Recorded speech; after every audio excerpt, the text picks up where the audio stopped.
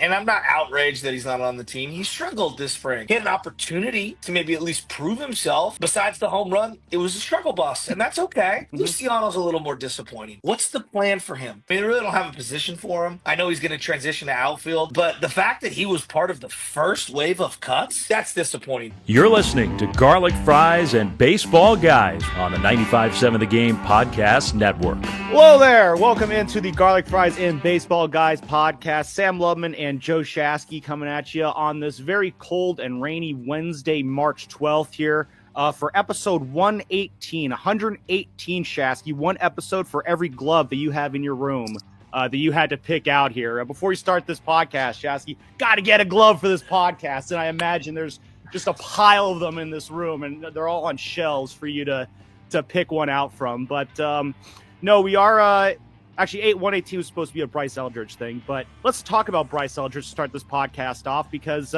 he will not be on the opening day roster. Last week, the Giants optioned him and Marco Luciano over to their minor league camp.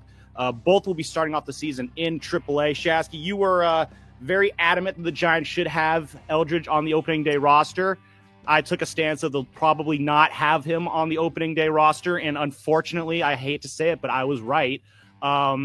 Not trying to gloat on that one, but yeah, Eldridge and Luciano reassigned. Let's start with Eldridge and just kind of where your thoughts are with him right now. I mean, this isn't surprising, and I'm not outraged that he's not on the team. He struggled this spring. You know, he had an opportunity to maybe at least prove himself, and besides the home run, it was a struggle bus, and that's okay. Mhm. Luciano's a little more disappointing. I mean, they really don't have a position for him.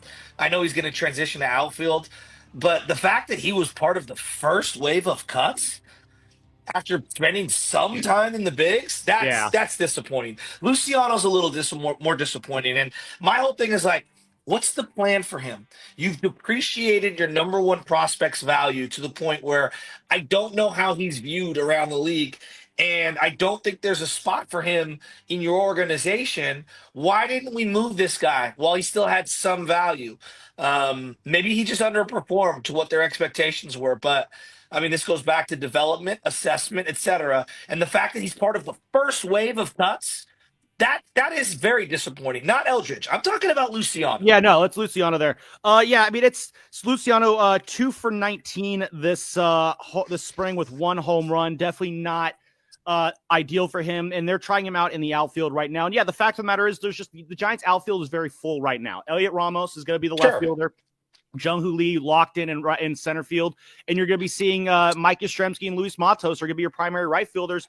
And honestly, Grant McCray is higher up on the depth chart right now in the outfield. Gerard Encarnacion will probably be on the opening day roster as a DH first base outfielder type player. So, but as we know, Shasky, the roster does change throughout the year. Guys get hurt, guys get banged up. Sometimes guys just forget how to hit the baseball. So I don't think the door is completely shut on Marco Luciano.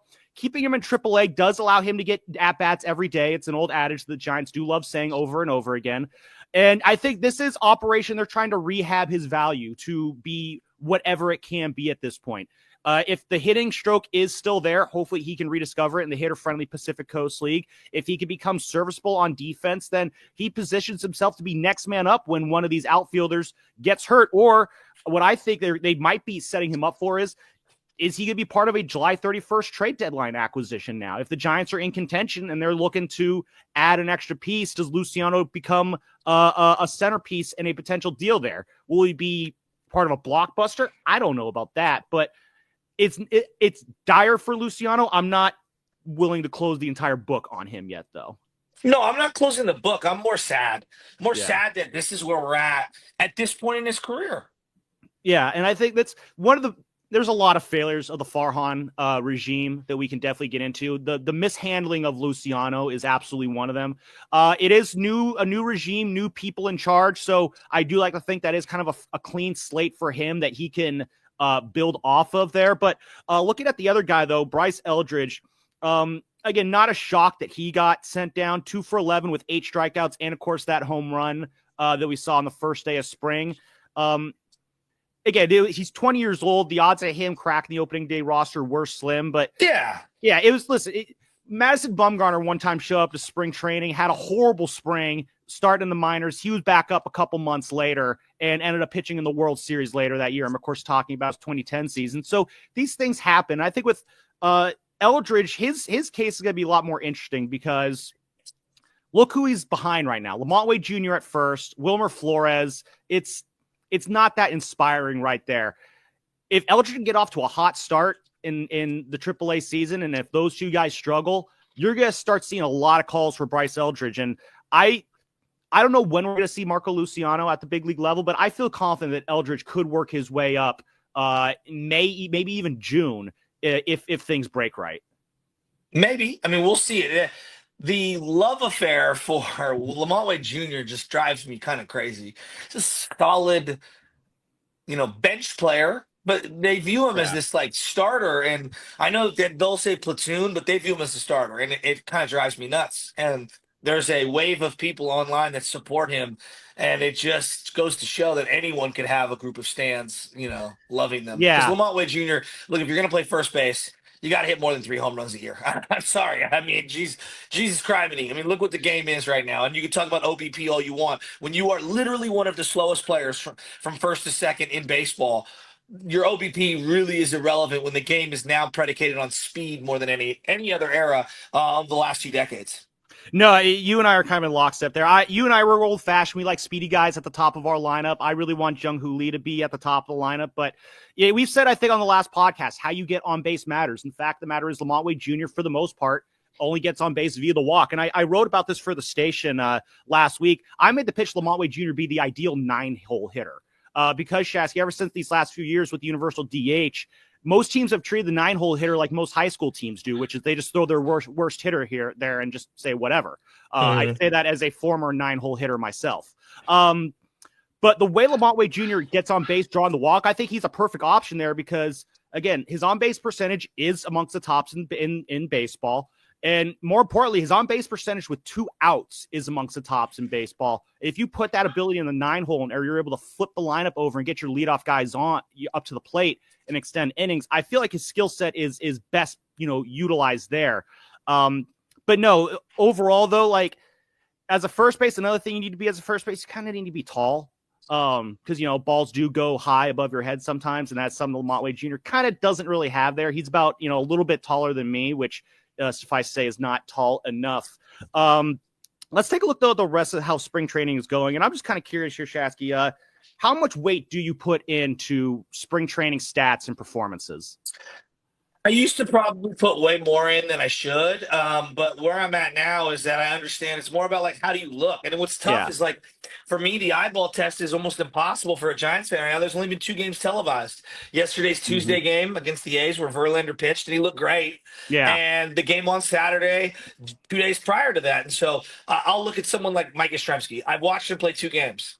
He's had great at bats. Yeah, so I don't know what the stats are saying right now. I'm sure he's batting really high. He looks great. Matt Chapman, seen him in 2 games. He looks great. The at-bats look great. Jung Hoo Lee's at-bats look great. He's barreling up the ball, even though he may not have a lot of hits in the 2 games that I've seen. His at-bats look great. So it's really hard. It's really hard. We're only like a couple weeks in.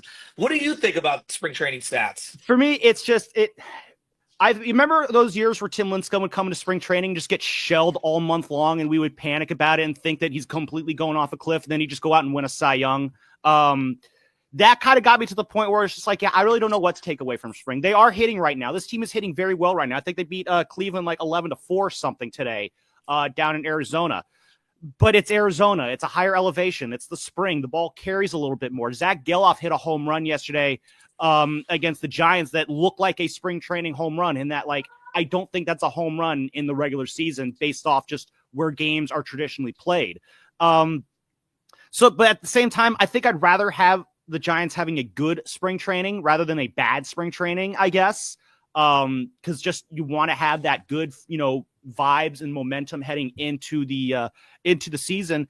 And I think by and large, this is a clubhouse that does gel very well. I think you want to see that in spring as well. Guys just getting along, having fun, talking well about each other. Last year, I think they had a clubhouse that got along really well. This year, they're adding Adames and Verlander, 2 guys who I think will fit in very well. Verlander seems to be fitting in, extremely well with this team. He looked great against the A's. But this all leads me, Shasky, into a little game I want to play here on this episode. It's called Is It Real or Is It Just Spring Training? A very snappy name. But the point is simple. I'm going to throw a stat or performance at you, and we're going to debate whether or not that's, something real for the regular season or if it's just a product of spring training. All right, let's do it. Let's start off. What's the game again? It's called Is It Real or Is It Spring Training? All right. Yeah. So the first one, the Giants had a couple of split squad games this past weekend. Jordan Hicks started one of them against the Padres. The schedule had for him to go 4 innings that day against the Padres, but he got rocked for 3 runs and was not able to get out of the second inning. Through 7 innings so far this year, he's got a 3.86 ERA. Jordan Hicks obviously making that jump from reliever to starter last year. They had to kind of call that off around August, which we all kind of saw coming. So limited sample size so far from Hicks, not able to get through a scheduled start. Is that a concern, or is that just a bad day in spring training? I think this is just it's real to be concerned if that's the question. Is it real or is this spring training? Because the guy, I just don't know if he can sustain throughout the year, quite frankly. Yeah. Like Jordan Hicks has tantalized me at times. I personally believe he's a perfect 7th, 8th, 9th inning guy. Mm-hmm. And that way he can kind of unload that unbelievable fastball every couple of days. Until I see him pull this off for a full season, I'm just going to be skeptical. So anything he does it's just preseason, spring training in terms of success that he has. Oh, to me, it's just spring training. And if he doesn't have success, it's like, oh, this is just a blip in the radar. I got to see him do whatever in the regular season. I don't know, man. Yeah, because he was such an X factor in the start of that season. I mean, those first 2 months of the year last year, it looked like the Giants had found something really special. And then he really just, he kind of ran out of gas. Into August, and he ended up becoming a solid part of the bullpen down the stretch, which I guess that's kind of the solace with Hicks is if things don't go well, it just makes your bullpen a little bit better. My guess is, he's probably going to be your 4th starter this year going into the season. If you can get 120, 130 innings out of him this year, I feel like you're probably feeling very good about that. Maybe, he has to, have a quote unquote injury at some point in the season to kind of get him, from throwing for just a few weeks there. The good news is I think the Giants do kind of have the starting pitching depth right now to where they can absorb that as long as not too many other guys are hurt there. But the fact that Hicks is your 4th starter, though, I think makes it a little less concerning. But definitely concerned about the full workload for Hicks right now as things are stand. Another pitcher to be concerned about. Kyle Harrison's been rocked in 3 2/3 innings in spring training. Hayden Birdsong looking great. Landon Root was also looking great until he got shelled for 5 runs against the Cubs on Sunday. Have these two passed Harrison on the depth chart, or is just a rough spring not worth worrying about? I think the Harrison concerns are real. I understand wanting to say that they're spring training related. Mm-hmm. I am very skeptical on him in general. He's shown me things in certain starts where you're really excited, but I don't think he understands how to pitch at this point in terms of command of secondary pitches. This is a guy who had a lot of strikeouts with his fastball in the minors. And then he came up and it's like, 91, 92, 93 is not going to cut it as a fastball thrower if you're not getting your secondary pitches over for strikes. And it just seems like to me, I would be very concerned. This was supposed to be the number 1 left-handed prospect in all of the minor leagues. And I don't see it. That doesn't mean I don't like him. Doesn't mean I'm not rooting for him. I'm huge on Hayden Birdsong. I think this guy, sky's the limit. If you're asking me who has better stuff right now, Hayden Birdsong over Kyle Harrison. If you're asking me who has more confidence right now in terms of all of the command of their secondary pitches, Hayden Birdsong over Kyle Harrison right now. If I'm asking on who I'm betting on for this year and the next 5 years, I am definitely throwing my money on Hayden Birdsong over Kyle Harrison. Yeah. Kyle, I'm very skeptical on Kyle. Again, I'm rooting for him. I want him to work out. Dude, trust me, I want it to work out. 2nd round pick, De La Salle, local guy. But he's a work in progress. Yeah, no, it's hard to believe we once refused to let the Giants trade him for Juan Soto. But he gave up a home run the other day and listened on the radio, and I believe our old friend FP was on the call. He's like, 90-mile-an-hour fastball right down the middle. That's not going to do it. And unfortunately, that's Kyle. That's I almost said Kyle Shanahan. That's Kyle Harrison's way. It's the low 90s fastball. He's not been able to get that velocity up. I remember asking him on this podcast last year, just about that fastball. He says it's more about just the different looks of of what makes it special and makes it so effective. But I think the goal for Harrison this year, and why I think at this point, I think Harrison might need to start the season off in AAA because, like you said, Chas, you need secondary pitches. You can't just get by with just a fastball, especially if that fastball's hovering in the low 90s. That's just not going to work at any level. Hayden Birdsong can touch those upper 90s like it's nothing. But we're not, with Landon Roop, though, it's the second year in a row that Landon Roop and that curveball has been the talk of camp. But I gotta see it. Like, that's my point about we've only seen 2 games. I would like to see him pitch, wouldn't you? No, I want to see more Landon Roop this year. He was up and down last year, had some, had moments last year, but again, we need to see more consistency from it. My guess right now is Hayden Birdsong will probably be that 5th starter. Maybe Roop is in as like a swingman option or that first guy. You're gonna need a lot. Yeah, you're gonna need a lot of guys. You're gonna probably need 6, 7, 8, 9, starting pitchers throughout the year. But the potential with Landon Roop, the chatter around him is just so strong that I'm very curious to see if it can actually translate into regular season results. Me too. Let's talk about the hitting a little bit. The Giants have hit close to 30 home runs so far this spring training. Only the Yankees have hit more. Chapman, Schmidt, Yaz, they're leading the way. Is this a Giants team that's going to have that kind of pop this year? Or again, is this just spring training? I think it's just spring training. I mean, we got to see the games played. I do think the left side of the infield, third base and shortstop, even with Casey Schmidt as like a backup, maybe it's him, maybe it's Brett Wisely. I don't know who that odd man out is going to be. Mm-hmm. I think they're going to hit 25 plus home runs on that side of the infield each. Yeah. So that's 50 from the left side of your infield. When was the last time the Giants could say they did that? 2000 and what? 1? I mean, 2 guys in the lineup hitting 25 home runs. You're already speaking of a team that I don't recognize. Like, right? So I mean, that would be awesome. That offsets not hitting any home runs at first base. A little bit. You are. Here's the wild card. Here's the wild card for me. Yeah. Like Elliot Ramos, I'm look, I want to see more from him. But like to me, the biggest wild card on this team right now in terms of the top 8 guys is Tyler Fitzgerald. Yeah. Is the 3-week stretch we saw, is that closer to who he is, which is almost unbelievable? Or is it the guy that's struggling to hit the ball that's being thrown away from him right now? They are pounding the zone away against him. He only got like 18, 19 at-bats right now, but he doesn't look good. And I watched him in a couple at-bats over the weekend and then obviously on Tuesday, and it just didn't pass the eyeball test. It's spring training. I'm going to be calm on all these guys. But let's just say, hypothetically, he hits more than 20 home runs. You're looking at close to 75 home runs, 60-something home runs from the infield. That's pretty incredible. That would be something. Yeah. I like Tyler Fitzgerald a lot. I don't think he's that guy we saw during that 3-week stretch back in August. I guess he's probably closer to maybe a 250 hitter in the low teens home run wise. I think he's a very athletic defender. I think he'll be very capable at second base and do just fine there. If the choice is between Fitz, Wisely, and Casey Schmidt at second base, I'm having no issue putting Tyler Fitzgerald there. I'm not sleeping on Casey Schmidt. I still think hitting isn't there with Schmidt. I just don't see it. I know. I just the defense is. I think the defense. I'm not ready to give him up. I know the defense. I think is good enough to keep him in the lineup, a la Brandon Crawford. But right now, I think Fitz just has an overall better game. Elliot Ramos will be an interesting case. I mean, at one point, Elliot Ramos was hitting home runs at a greater clip than Teoscar Hernandez, who is the top vote getter amongst outfielders in the All-Star game last year and home run derby participant.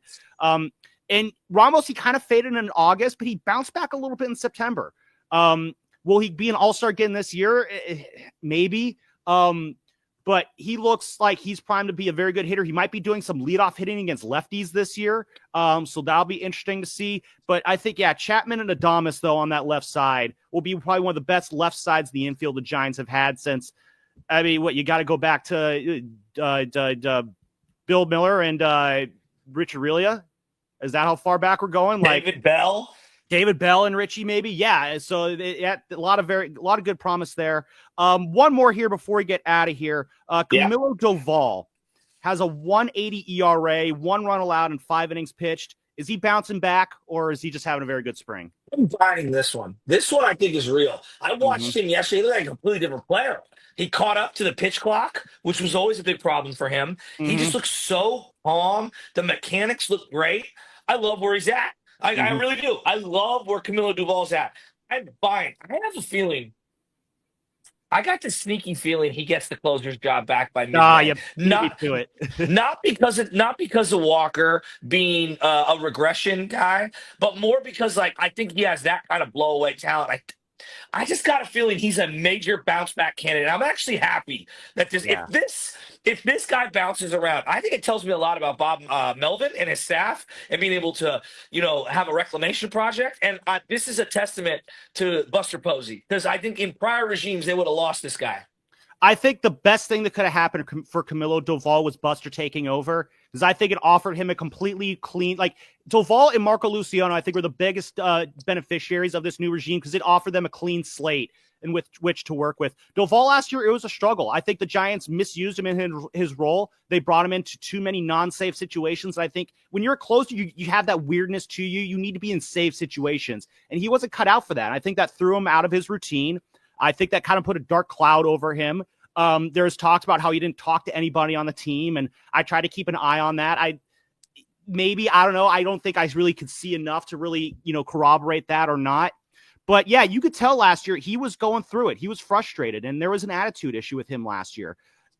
This year, though, that seems gone. He seems like I've heard that he's a much more mature looking presence there, seems much more involved. And yeah, you kind of beat me to it, Shasky. I think that it's only a matter of time before Doval takes the closer role back, because he does have that blowaway speed, that 100+ mile an hour stuff. When he's controlling it, he's unhittable. And if you got a 7, 8, 9 slot of Rogers, Walker, and then Doval, that's one of your best back ends of the bullpen in baseball there. So yeah, I'm with you. I think Doval will bounce back, and it's only a matter of time before they just make the right decision and just only have him pitch in the 9th inning in safe situations. He was an interesting guy because to me, it was confidence combined with poor mechanics. When his mechanics get out of whack, his confidence gets out of whack. It's just chicken or the egg. You know what I mean? Like they're both just so out of sync.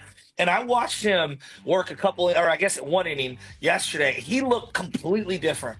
I mean, you want to talk about flying under the radar? I don't want to like jinx it. He looks so calm, so confident, so decisive, not shaking things off and trying to just go to one pitch. I liked what I saw from him, man. Yeah, he is seizing his fresh start, and getting Tranquilo Camilo back would be huge for this bullpen. Get Club Camilo back. That would be a lot of fun. Anyway, that will do it for us on this episode, episode 118 of the Garlic Fries and Baseball Guys podcast. We'll be back later on with more Giants content. And until then, we'll see you on the next one.